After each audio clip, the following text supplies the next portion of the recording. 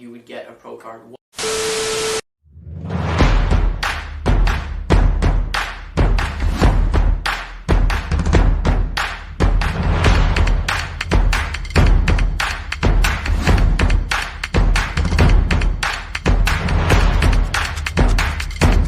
Welcome guys to the video for this week, and today, like you saw in the thumbnail, we're going to be talking about how you would get a pro card, what is a pro card, and why you would want a pro card. First of all, so that you know what it is or what it looks like, let me just put a picture up here what a pro card looks like. Well, first in the picture you can see you get this golden plate, okay? That's not the actual pro card. And then you get like a card that looks like a credit card, basically. It's the same size, and it says your name and date and everything. Okay, before we dive into everything that I'm getting right here is from the IFBB Pro website. You guys can search that up, and I'll put the link in the description. But let's begin, okay? First of all, there's different categories of bodybuilding, okay? For men and women, it's different, okay? And you would have to get a pro card for your division. And then there's natural and not natural. Okay, we'll get into that in a second. Second of all, there is only a few countries, about I think 15 or 20, that have a regional competition. That means that either the first place or the top few places will get a pro card if you win an amateur competition, a regional competition. Before we get into the website, there are subcategories that show you on the competition, because there are different categories. Could be weight class, could be shoulder width, could be height and weight. And based on the category, there are different subcategories, and we'll dive into them. And obviously there's also rules. We're not going to get into that.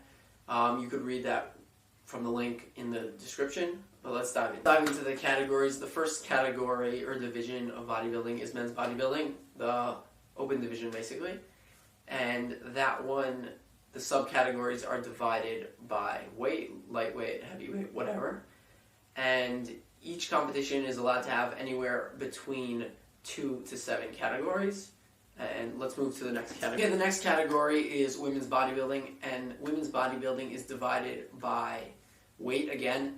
And it can be a competition from anywhere from 2 subcategories all the way to 4. The next category or division of bodybuilding that we're going to talk about is women's fitness, and this one is based on height, and there are anywhere from 2 to 3 subcategories based on height again. The next category or division that we're going to talk about is called women's figure, and it also is based on height, and there are anywhere from 2 to 6 categories in this division. The next category or division of bodybuilding that we're going to talk about is called women's bikini, and this one has anywhere from 2, 3, 4, 6, or 8 categories, all based on height. Again, seeing something in common with all of them. Next category or division that we're going to talk about is called men's physique, and this one has anywhere, again,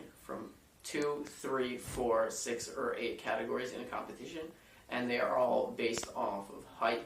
Next category or division that we're going to be talking about in bodybuilding that you can get a pro card in is women's physique, and there are anywhere between 2 and 4 subcategories in a competition, and they are all based on height again.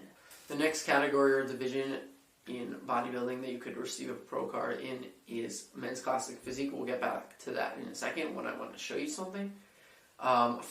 First we're going to talk about the women's wellness division. This one has anywhere from 2 to 4 subcategories that you can compete in, and they're all based on height. Okay guys, now we're going to go back to the men's classic physique, because that's the division that I would compete in, and it's a little more complicated, and I'll explain how it works. And let's dive right into it. Guys, right here it says that in a competition of men's classic physique, there could be anywhere between 2 and 3 or 4 classes. We're going to act as if there's 3 classes, and then we'll go here. You see there's the A class, the B class, and the C class.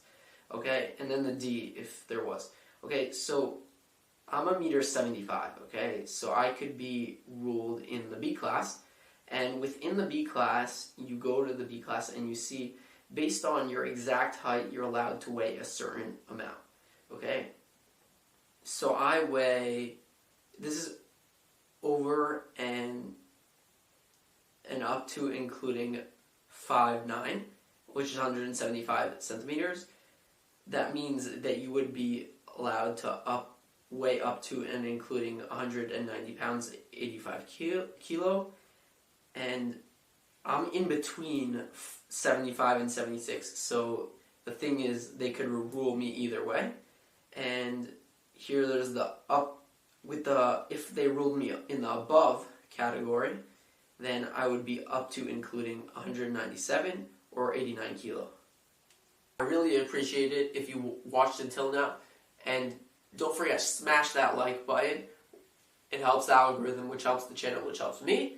And smash that subscribe button. We're on the road to 1,000 subs. And don't forget, keep grinding, and I will see you in the next one.